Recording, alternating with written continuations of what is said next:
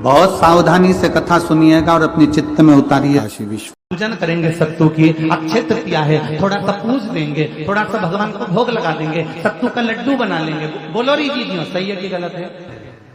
मरने के 47वें दिन 47 डेज 47वें दिन किस चीज का दान तुम्हारे सामने आता है? मरने के 47वें दिन। 10 दिन तक तो जीवात्मा घर की अटारी करती, मरने के बाद 12वें के दिन चली जाती है। उसके बाद में जब 47वां दिन आता है तो 47वें दिन जीवात्मा को क्या दान करा जाता है, व्यक्ति ने क्या पुण्य करा होता है कि उसको नरक नहीं भोगना पड़ता, बेतरणी नहीं भोगना पड़ती, वो सीधे बेतरणी से पार उतर जाता है। वो किस चीज का दान है? तो कहा शिव महापुराण में, गरुण पुराण में कि वो सत्तू का दान है जो बैसाख महीने में करा जाता है।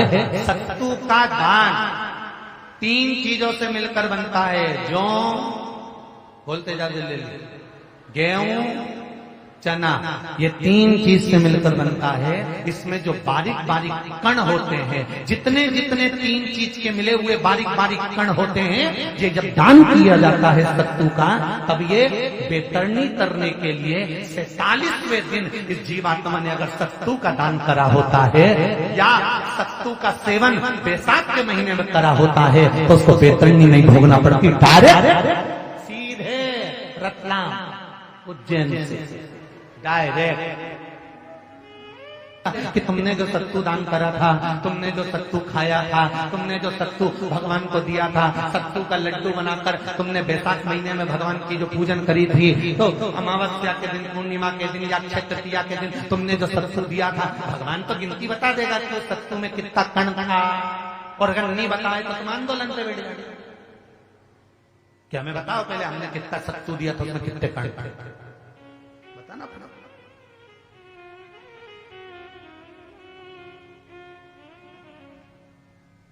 एक शिव की आराधना में चांगुना ने 1 लोटा जल भरा, उसमें थोड़ा सा चंदन डालकर बेलपत्री के वृक्ष के नीचे ले जाकर डाल देती, थोड़ा सा जल बचाकर शिव जी को डाल देती। शंकर भगवान ने एक दिन चांगुना के सामने मन में विचार प्रकट करा और पार्वती जी से कहा, पार्वती एक बात समझ में नहीं आती, आधा जल ये बेलपत्री को देती है, आधा जल मुझे देती है। जब आधा जल मुझे देती है तो मुझे बड़ा गुस्सा आता है, क्योंकि बच्चे और बूढ़े ये दोनों एक समान है।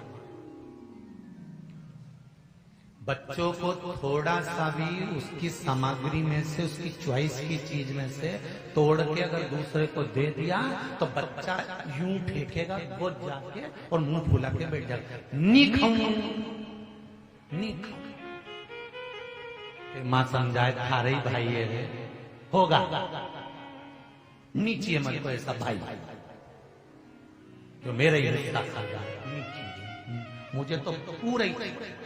फिर मां अंदर जाएगी, फ्रिज में से वापिस पूरा की पूरा आम निकाल के लाएगी और आम देगी, ये ले, ये पूरा है, चक्कू से कटा नहीं देगी, छोरा भी इतना एगला पूरा घुमा घुमा के देख लेगा।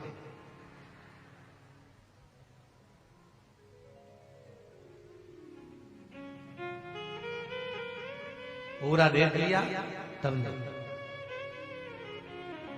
बच्चा ऐसे ही बुजुर्ग व्यक्ति होता है, बूढ़ा, पति को भोजन दिया तो उसमें चटनी रख दी, जीरामन रख दिया, पापड़ सेक के रख दिया, और बुढ़ा व्यक्ति जब भोजन करा तो उसमें कहीं नहीं, तो बूढ़े की निगाह में तो आ ही जाता है कि बताओ अपनी तो वैल्यू बेच दी। तो बच्चे के मन में और बुजुर्ग के मन में आ जाता है, बच्चा और बूढ़ा। भगवान ने कहा ये आधा जल कहां डोल के आती है? पार्वती जी ने कहा उसके संतान नहीं है, इसलिए वो बेलपत्री की भी आराधना करती है और आपकी भी आराधना करती है। ठीक है,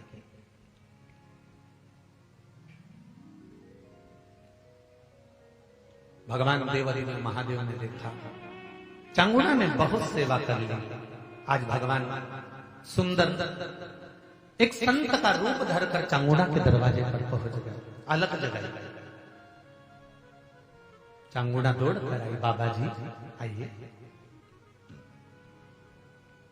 क्या लाऊं मैं आपके लिए? भिक्षाम देहि। भिक्षाम देहि।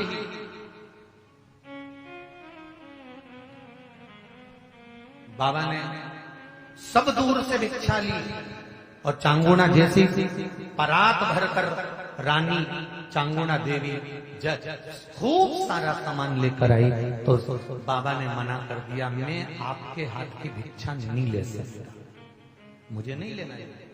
क्यों? कहा आपकी संतान नहीं है, आपकी औलाद नहीं है, संतान नहीं है, और अगर आपकी संतान नहीं है तो आपके हाथ की भिक्षा लूंगा तो मैं भिक्षा लेकर जाऊंगा कहां? मुझे आपके हाथ की भिक्षा नहीं चाहिए। इतने में चांगुणा ने उस संत के चरण पकड़े और संत के चरण पकड़कर चांगुणा कहने लगी, देखिए बाबा जी, जन्म मरण और परण ये तो 3 देव महादेव के हाथ में है, संतान देना और ना देना ये शिव जी के हाथ में है। एक पत्र में लिखा है,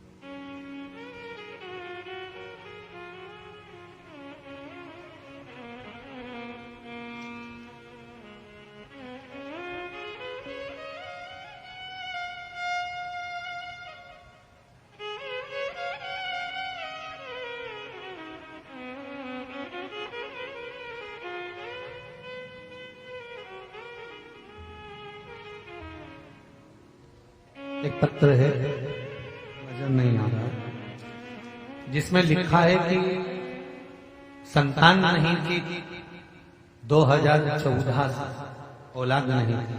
जिसने भी लिखा होगा पत्र,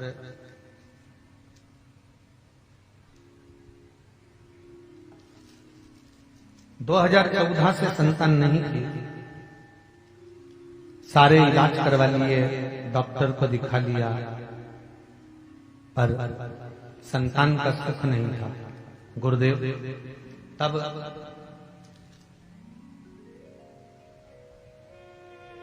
टेस्ट भी करवाया, वो भी सफल नहीं हुआ। अंत में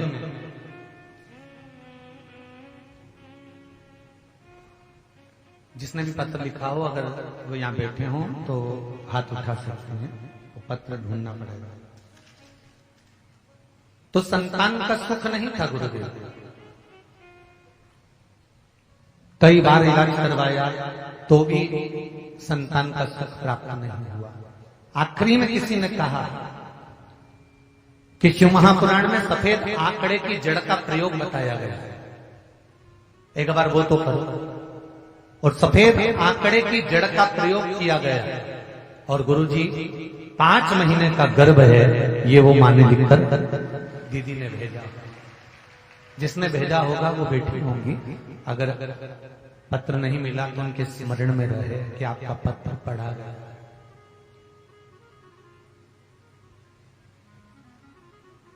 आप ही ने लिखा है क्या? दोनों हाथ हिला दो एक बार। हाँ, दोनों हाथ हिला दीजिए, बिल्कुल पीछे एकदम। बैठ जाइए, बाबा की कृपा बनी रहे। जल्दी जल्दी बाबा आपकी गोदी में लाला लाली खूब आनंद में प्रदान करे, यही बाबा से निवेदन है। काशी विश्वनाथ भगवान की शिव ओघड़ दाना, शंकर मेरा ओघड़ दाना। महाराज चांगुणा ने चरण पकड़े, बाबा संतान देना और नहीं देना ये तो भगवान के हाथ है। अब जरा विचार करिए, 2014 से संतान नहीं, अभी कौन सा चल रहा है? कितना साल हो गया?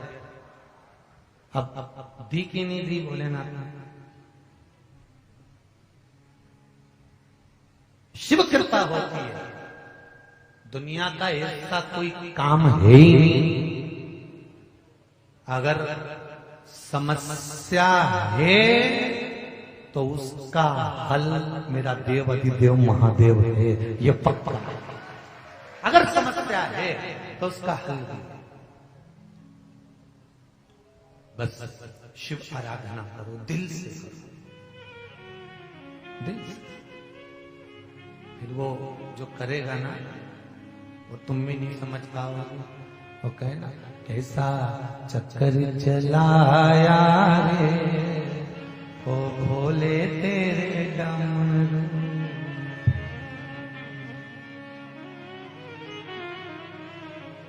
ओ भोले तेरे डमरू ने, ओ भोले तेरे डमरू ने, ओ भोले तेरे डमरू ने, कैसा चक्कर चलाया रे ओ भोले तेरे डमरू ने, कैसा चक्कर चलाया रे ओ भोले तेरे डमरू, कैसा चलाया रे ओ भोले तेरे डमरू ने, कैसा चक्कर चलाया रे ओ भोले तेरे डमरू ने, कैसा चक्कर चलाया रे ओ भोले तेरे डमरू ने, कैसा चलाया रे ओ भोले तेरे डमरू ने, कैसा चक्कर चलाया रे ओ भोले तेरे डमरू ने। महादेव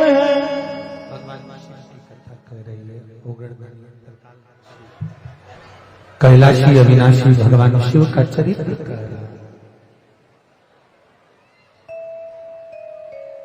चांगुणा निवेदन कर रही है कि संतान देना और ना देना ये तो शिव के हाथ है।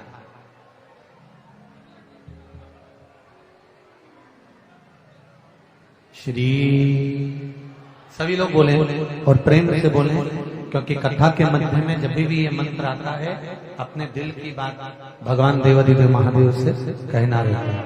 श्री शिवाय नमस्तुभ्यं, श्री शिवाय नमस्तुभ्यं, श्री शिवाय नमस्तुभ्यं।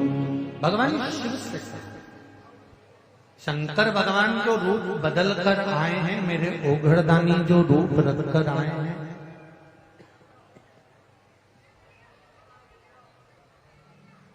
भगवान ने कहा मैं तुम्हारे हाथ से भिक्षा नहीं ले सकता, क्योंकि तुम्हारी संतान नहीं है। तब चांगुड़ा ने कहा, एक बात कहें बाबा जी, दुनिया में संत, साधु, सन्यासी, तपस्वी, साधक, उपासक, इसका जो बल होता है ना, वो बड़ा बल होता है। तप का बल साधारण नहीं होता।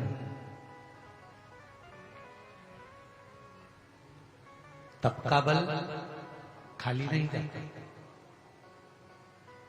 गुरुदेव, आपने अगर कभी जीवन में भक्ति करी है ना, तो ये विश्वास मानकर कहती हूं, आप मुझे आशीर्वाद देंगे तो मेरे घर में संतान जरूर होगी, ये भी पक्का है। आप बस बोल दो कि संतान होगी, बहुत।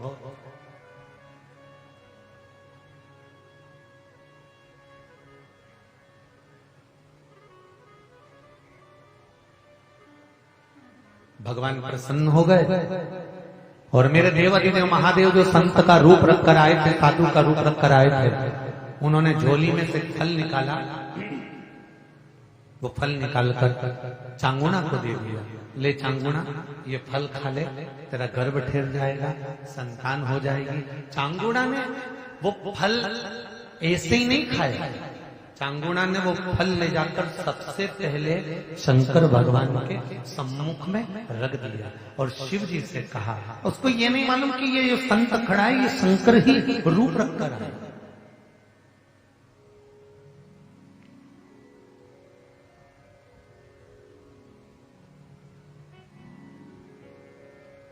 चांगुना की शिव भक्ति से शंकर प्रसन्न है।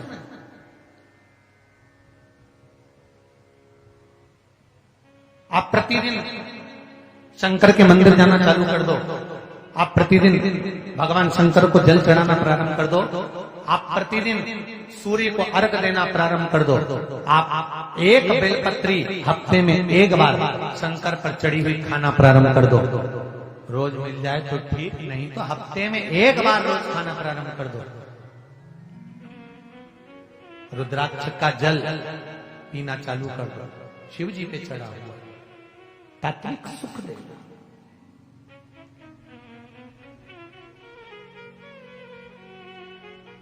जहां शिवालय होता है उस शिवालय के पास में एक ना एक सरोवर, कुंड, बावड़ी, तालाब, नदी जरूर होता है। क्यों होता है? उसका कारण है, उसका कारण। सरोवर शिव महापुराण की कथा किसने सुनी है? जो टीवी पे बातचीत थी, ऑनलाइन आई थी, सुनी है आप लोगों ने? सरोवर शिव महापुराण की, मानसरोवर शिव पुराण। उसमें कहा था शंकर भगवान का जितना प्राचीन से प्राचीन मंदिर होगा, उस मंदिर के पास कोई तालाब, कोई बावड़ी, कोई कुआं, कोई हाथी, कोई हैंडपंप, कोई खड्डा जरूर होगा, जिसका जल साधारण नहीं होगा, वो जल अमृत के तुल्य होगा। वो जल साधारण नहीं होगा। और काशी मंदिर की सबसे बड़ी मूलता थी ज्ञानवापी, और वो ज्ञानवापी दूसरों के पास में थी, काशी मंदिर के पास में नहीं थी। वो ज्ञानवापी दूसरी जगह चली गई थी, उसमें मंदिर नहीं था, मंदिर को उन्होंने रख लिया था। वो तो धन्यवाद देता हूं आदरणीय मोदी जी को, जिन्होंने उस ज्ञानवापी को वापिस काशी के मंदिर में लाकर रख दिया, वापिस काशी के मंदिर में लाकर रख दिया उस ज्ञानवापी को। पर हम जिस भूमि पर रहते हैं, जहां हम निवास करते हैं, ऐसे कई शंकर जी के पुरातत्व मंदिर हैं, जिनके पास में बड़े बड़े कई सरोवर होंगे, कई कुंड होंगे, कई बावड़ी होंगे, कई तालाब होंगे, कई नदियां होंगी, और उसकी देखरेख संसार में जहां तुम निवास कर रहे हो उस व्यक्ति को करना चाहिए, उस व्यक्ति को रखना चाहिए।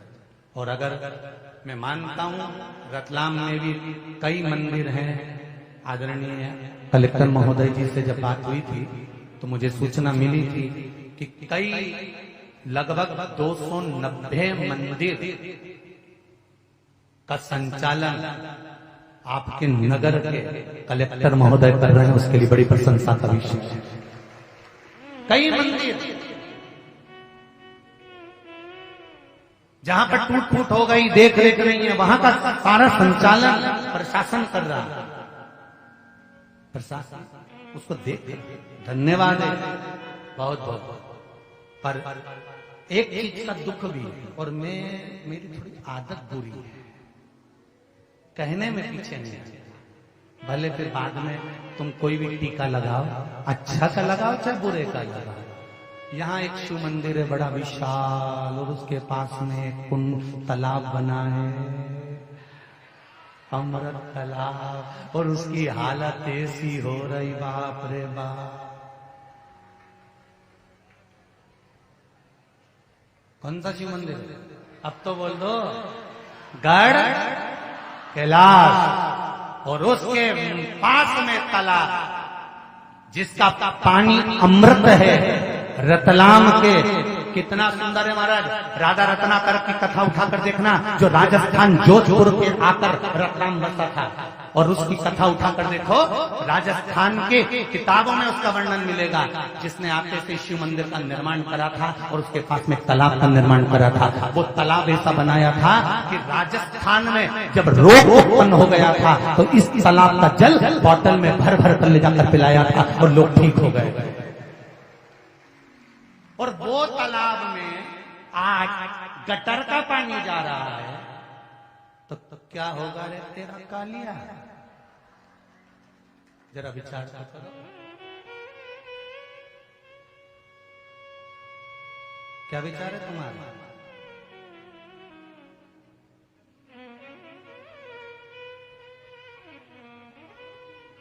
अगली बार जब रतलाम आऊं तो तालाब को देखूं तो मेरा भी मन करे कि इसका पानी पी के मैं भी अमर हो जाऊं। तो आनंद, तो सुख है।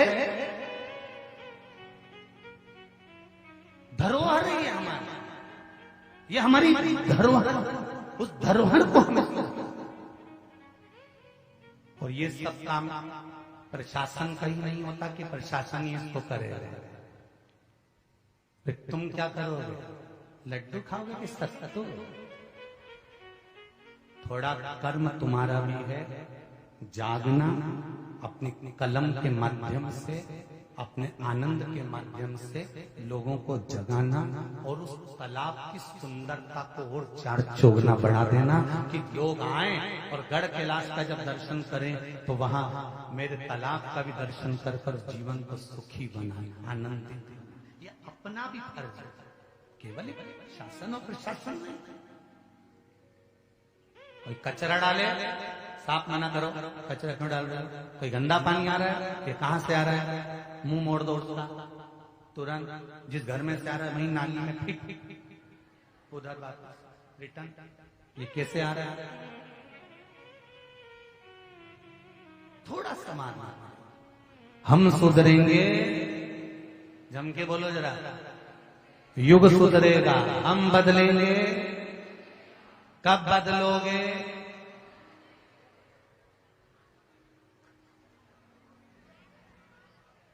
सांप तो नहीं है जो सूंघ गया, आज से, बस अभी से गलत काम अगर कोई कर रहा है तो ये तुमने कचरा गलत फेंका। तुम अगर शंकर जी का विसर्जन भी करने जाओ, फूल पत्ती भी विसर्जन करने जाओ, तो निवेदन बार बार कर रहे हैं, क्यों बेलपत्र विसर्जन करने जाते हो? उस बेलपत्र को सुखा के रखो, पाउडर बना। फूल है, कोई सामान है, तो उसको नदियों में, पवित्र पवित्र नदियों में, क्षिप्रा, गंगा नदी, जो पवित्र पवित्र नदियां हैं, तालाब है, सरोवर है, कुंड है, इनको साफ रखो, शुद्ध रखो, जिससे आने वाली पीढ़ी भी इसका प्रयोग कर सके। आज के पढ़े लिखे लड़कों को अगर तालाब का पानी दे दो, नहीं तो पिए नहीं, बिसलेरी तो कह दो हारे लहरी। इनके कौन खिलाएगा? कौन आचमन करेगा? कौन कुंड का पानी पिएगा? समझाओ, आने वाली पीढ़ी के लिए जरूरी है, बहुत जरूरी। महाराज फल दिया, शिव जी के सामने रख दिया, शंकर भगवान ने वो फल सम्मुख में शंकर के आ गया। अब वो फल साधारण नहीं हो सकता। फिर कथा में कहूंगा, जिस कपड़े को आप पहनते हो, नई साड़ी है, पहले ले जाकर भगवान को चढ़ा दो, पहनो, उसकी कीमत बढ़ जाएगी। कोई भोग है, प्रसाद बना है, भगवान को भोग लगाओ, पाओ, उसकी कीमत बढ़ जाएगी। सब्जी, भाजी, तरकारी, पापड़, बड़ी, जो भी आप बना रहे हो, पहले भगवान को दो, उसके बाद पाइए, उसकी कीमत बढ़ जाएगी, उसका आनंद बढ़ जाएगा, उसका स्वाद बढ़ जाएगा। अब भगवान को कहो तो, देव तो,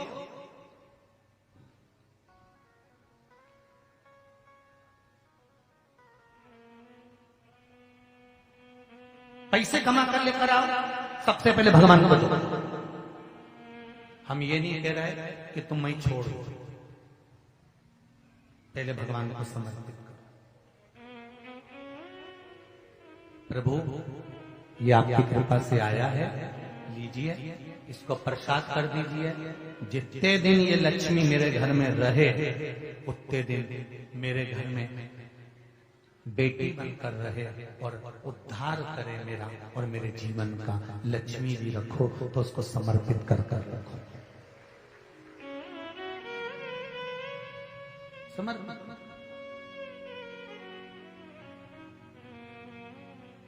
जैसे खेत में मकान होता है और चूहे पूरी फसल का नाश कर देते हैं, तो धतूरा और कमल गट्टा हल्दी की गांठ के साथ जमीन में जिस जगह मकान होता है, कमरा होता है, जहां गेहूं भरते हो, चने भरते हैं और चूहे पूरा खोखला कर देते हो, तो वहां उसके आसपास में एक धतूरा, कमलगट्टा और हल्दी की गांठ जैसे खड्डा खोदकर गाड़ दी जाती है, तो चूहा उधर प्रवेश नहीं करता, क्योंकि वहां शंकर का पहरा हो जाता है, गण का पहरा हो जाता है। तो गणेश आएगा पर चूहा नहीं। उसी तरह हम भी तो कुछ अगर समर्पित करेंगे भगवान को तो हमें प्राप्त होगा। हम शंकर भगवान को दे रहे हैं। आज चांगुड़ा ने वो फल दिया भगवान शंकर को, वो फल की कीमत समझना कि वो फल कहाँ काम आया। वो फल चांगुड़ा ने दिया, चांगुड़ा ने फल उठाया, खा गई, गर्भ ठेर गया। 9 महीना 9 दिन में चांगुड़ा के गर्भ से संतान हो गई, एक पुत्र ने जन्म ले लिया। वो पुत्र इतना विद्वान था, इतना प्रबल था, इतना सुंदर था, जिसका वर्णन नहीं। माँ चांगुड़ा शंकर जी की आराधना करती तो पुत्र भी शंकर की आराधना करता। चांगुड़ा अगर पशुपति व्रत करती, चांगुड़ा सोमवार का व्रत करती, चांगुड़ा अगर कोई व्रत धारण करती तो पुत्र भी सोमवार का व्रत करता।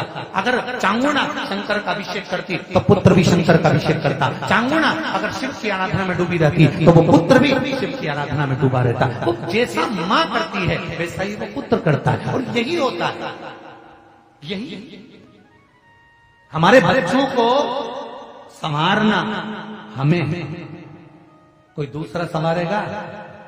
तुम्हारे बच्चे अगर बिगड़ेंगे ना, सबसे पहले अगर आनंद आएगा ना तो दूसरों को ही आनंद आएगा। अच्छा है। और जैसे वो स्वान को कुत्ता को नहीं कहते, ऐसे इसको कहते लगे रहो, बहुत बढ़िया काम कर रहे हो, लगे रहो, बहुत बढ़िया काम कर रहे हो, लगे रहो। तो कहीं का समझदार होगा जो समझाएगा, गलत काम मत कर छोरा, ये गलत है, मत जा, ऐसा मत कर छोरा, ये गलत, समझाने का प्रयास।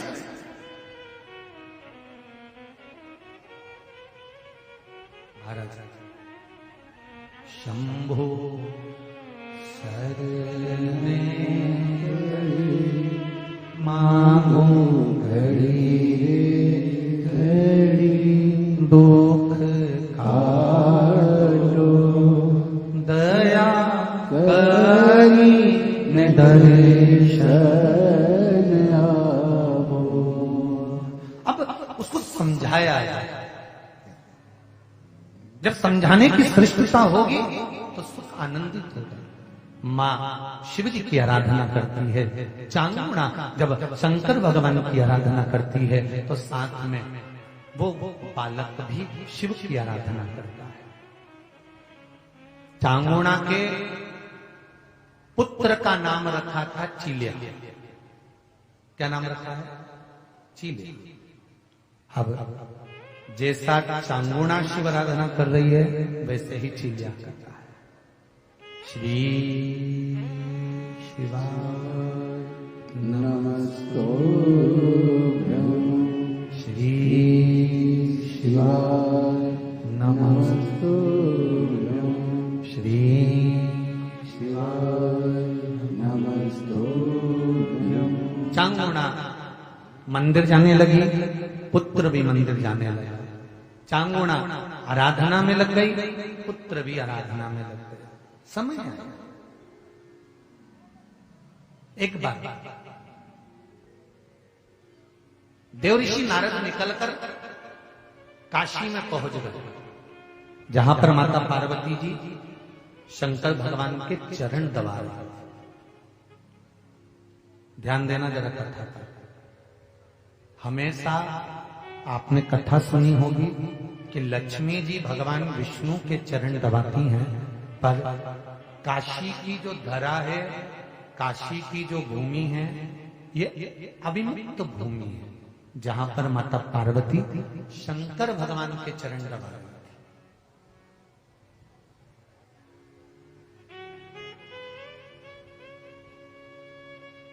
भगवान शिव के चरण हमेशा माता लक्ष्मी भगवान नारायण के चरण दबाती है, पर काशी की धरा पर अविमुक्त नगरी में जहां भगवान शंकर अड़भंग बनकर बैठे हुए,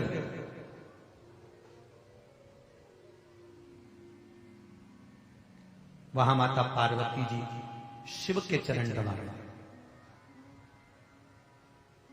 देवऋषि नारद पहुंच गए। श्रीमन नारायण, श्रीमन नारायण, श्रीमन नारायण। जैसे ही देवऋषि नारद जी पहुंचे, पार्वती जी खड़ी होकर निवेदन करी देवऋषि नारद से, नारद जी शंकर भगवान के सबसे बड़े भक्त का नाम बताओ, जो शिव की आराधना में दिन रात डूबा रहता है, उसका नाम बताओ। पार्वती जी को लगा कि देवऋषि नारद मेरा ही नाम लेंगे, क्योंकि मैं ही दिन भर सेवा करती हूँ शिव जी की।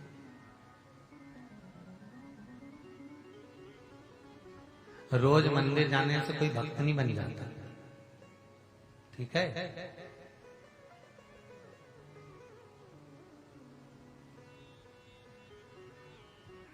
और रोज मंदिर जाने से,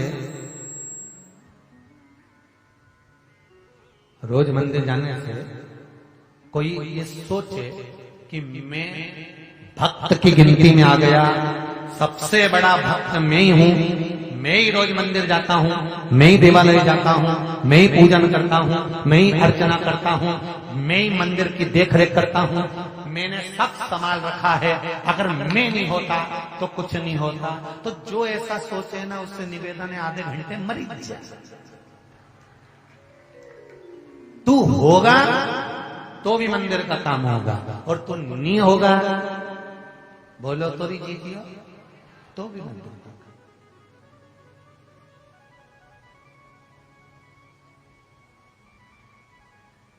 कथा पाटीदार जी करा रहे हैं क्या? नहीं। कथा सीवर वाला महाराज बाच रहा है क्या? नहीं। कथा कमलाबाई सुन रही क्या? नहीं। भेरू सुन रहा? नहीं। बाचने वाला भी शिव, बचवाने वाला भी शिव, और सुनने वाला भी शिव है, दूसरा कोई नहीं।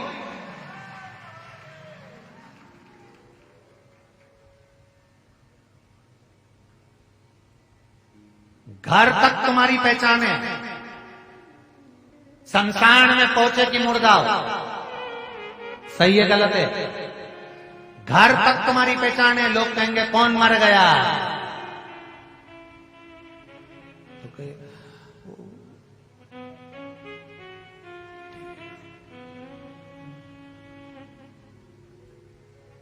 अमर मर गया। तो क्या अमर तो अमर हो गया, फिर काय मर गया? तो क्या बस मर गया, मरा।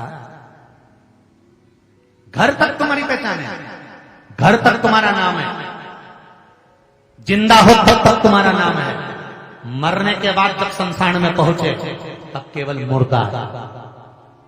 कितनी भी कंपनी का सामान पहन लो, घड़ी भी HMT की, साबुन पेयर्स का, कपड़ा रेमंड का, शूज बाटा का, जितनी कंपनी का ही पहन लो, जब मरोगे तब घर के लोग रोते रोते किसी से भी कह देंगे सामान लिया, सामान। और जैसे ही दुकान वाले के पास जाओगे, पूछेगा भी नहीं कि नाप क्या है, उसको सब मालूम है। कटाया कपड़ा धरा, लपेट के दे दिया, लपेट दो, तो पूछ तो लो कौन सी कंपनी का है।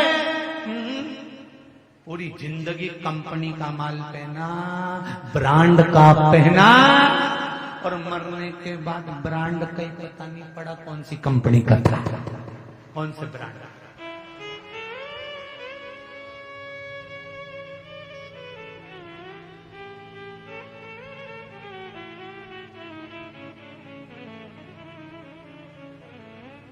वो एक बार परम पूज्य क्रांतिकारी संत, राष्ट्रीय संत श्री तरुण सागर जी महाराज जी से किसी ने पूछ लिया था, आपका एड्रेस क्या है, आप कहाँ रहते हो? तो उन्होंने कहा था हमारी ड्रेस ही नहीं है तो एड्रेस कहां से आएगा? तन पर कोई ड्रेस होए तो एड्रेस भी होए, अब यहाँ तो ड्रेस ही नहीं है तो एड्रेस कहां से आएगा? संत का कोई एड्रेस नहीं, शिव भक्त का कोई एड्रेस नहीं। घर से चले थे तब कमला विमला भेरू राम किशन हरि किशन थे, पर कथा में पहुंच गए तो केवल एक रह गए, क्या? शंभु शंकर शिव, इसके सिवा कुछ नहीं रहा, कुछ नहीं। फिर वही वाली बात आ गई, मजा आ रहा जीने में, भोलेनाथ धड़क रहा, भीतर शिव है, श्वासों में शिव है, धड़कनों में शंकर है, तो फिर क्या लगे? क्या क्या है?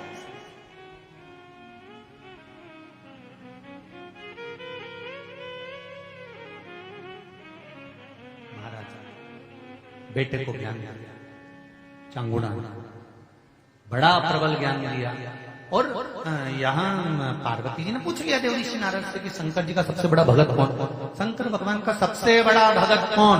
तो देव ऋषि नारद श्रीमन नारायण। माता जी बुरा तो नहीं मानो, क्योंकि सत्य जब बोला जाता है तो अच्छे अच्छे का मुंह भगोना हो जाता है।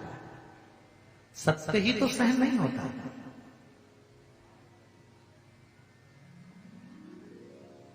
अच्छे खासे व्यक्ति से खेद हो,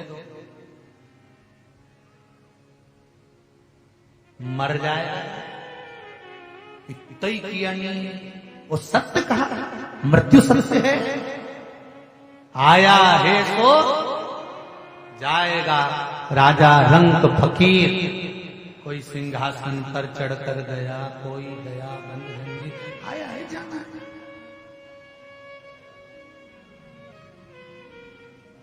बादाम खाओगे तो भी जाओगे, नहीं खाओगे तो, रोटी खाओगे तो भी जाओगे, नहीं खाओगे तो भी जाओगे, पार्लर में जाओगे तो भी जाओगे, नहीं जाओगे तो भी जाओगे, कथा सुनोगे तो भी जाओगे, नहीं सुनोगे तो भी लोगों के मन में आ जाता है फिर मरना ही है तो कथा काहे को सुने, नहीं सुनना चाहिए। पर एक अंतर है कथा सुन के मरने वालों का और कथा नहीं सुन के मरने वालों का। एक अंतर है, बिल्ली अपने मुंह से अपने बच्चे को पकड़ती है, साथ घर लेकर जाती है, बच्चा मरता है क्या? नहीं। बिल्ली अपने मुख से चूहे को पकड़ती है, चूहा बचता है क्या? नहीं। उसी तरह कथा सुनकर मरना और कथा नहीं सुनकर मरना, दोनों में अंतर है। कथा सुनकर मर गए तो बिल्ली के बच्चे जैसे बेकुंठ चले जाओगे, और अगर कथा नहीं सुनी और मर गए तो चूहे जैसे मसले जाओगे। मरना तो निश्चित, बिल्कुल पक्का है।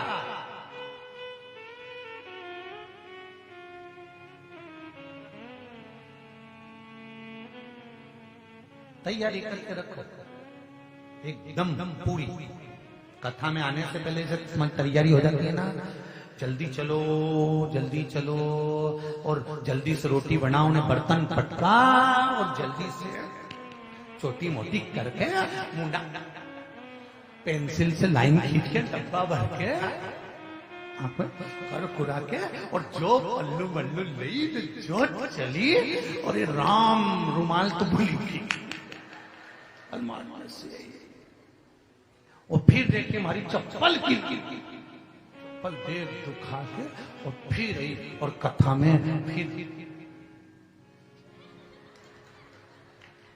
किनंग बेटी लीला, अब देख दुखा के फिर उसके पास पटली मटली डाल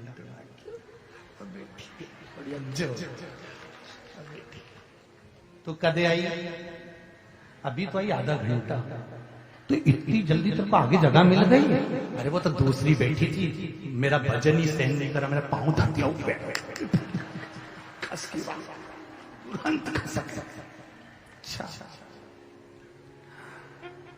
भगवान तेरा भला करे हो, तूने हमारे लिए जगह रखी हो, तूने मेरे लिए यहाँ जगह रखी, मैं तेरे लिए वहां रखूंगी हो।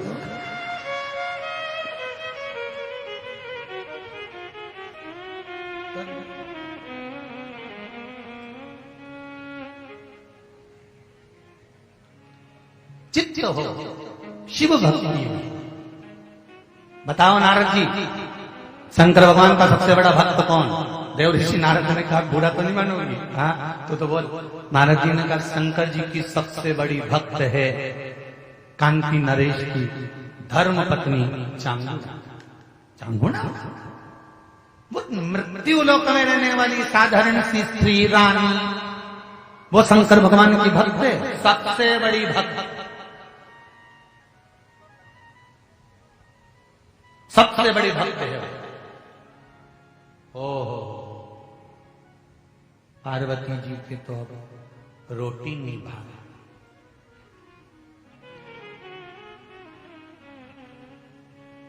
जब किसी की सुन लो ना, अरे उनके यहां तो इतनी शंकर भगवान की पूजा हो तो फिर मन करे देखें तो सही आखिर है क्या।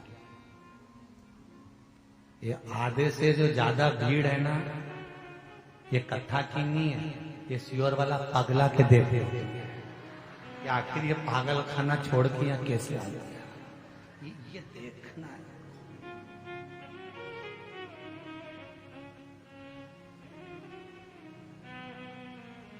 कथा वाचने वाला पागल, कथा करवाने वाला पागल, कथा सुनने वाला पागल।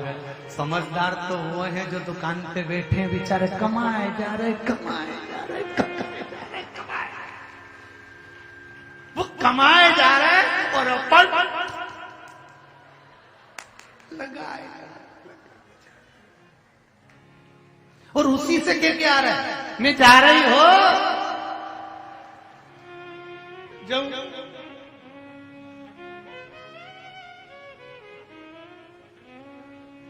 तो कल बोला था मैं, पति पत्नी का है इस जग में बड़ा ही सुंदर नाता, बैठी बैठी पत्नी खाती पति कमा मर जाता। बेचारा वो कमा कमा कमा कमा कमा कमा, एक बार मुंह से नहीं निकला। सुनो, 7 दिन की कथा हो रही है, शिव महापुराण कथा चल रही है। मैं पत्नी नहीं धर्म पत्नी हूँ। पत्नी और धर्म पत्नी में जमीन और आसमान का अंतर होता है। पत्नी पति को पतन के रास्ते पर लेकर जाती है, पत्नी पति को सिनेमा घर लेकर जाती है, पत्नी पति को मायके लेकर जाती है, पत्नी पति को शादी तक लेकर जाती है, और धर्म पत्नी पति को शिव महापुराण की कथा तक लेकर आती है। क्योंकि मुझे अकेले बैकुंठ नहीं जाना है, आप और मैं दोनों बैकुंठ में मिले ये चाहते हैं। नरक नहीं भोगता हुआ देख सकती, क्योंकि दुकान पर बैठोगे छल करोगे, नौकरी भी करोगे तो बेईमानी करना पड़ेगी। कमाना है तो नौकरी चाहे सर्विस चाहे दुकान धंधा व्यापार कुछ भी कर लो, झूठ बोलना पड़ेगा, छल करना पड़ेगा, कपट करना पड़ेगा, बेईमानी करना पड़ेगी, सब कुछ करना पड़ेगा। कमाने के लिए सब कुछ करना पड़ेगा और भोगना भी तुमको पड़ेगा। इसलिए निवेदन है 7 दिन की शिव महापुराण में से कम 1 दिन मेरे साथ चलो। कमाने के लिए तो जिंदगी पड़ी है और श्वास है तो कमा लोगे। अगर कोरोना में निपट गए होते तो दुकान का तो तुम्हारा काका जी बैठा राजस्थान का।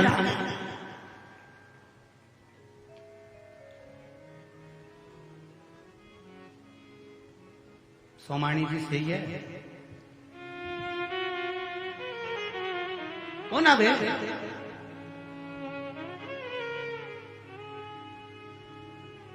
4-4, 5-5 फैक्ट्रियां हैं कपड़े की सूरत में, और बेटे बहू और बाप और माता बिना कथा के एक दिन नहीं रह पाते। जहां कथा होती वहां भी जाते हैं, टीवी पर कथा सुनते रहते हैं और फैक्ट्री चल रही, कौन चला रहा है? तो क्या शंकर जी चला रहा है, अपने कहीं करना है।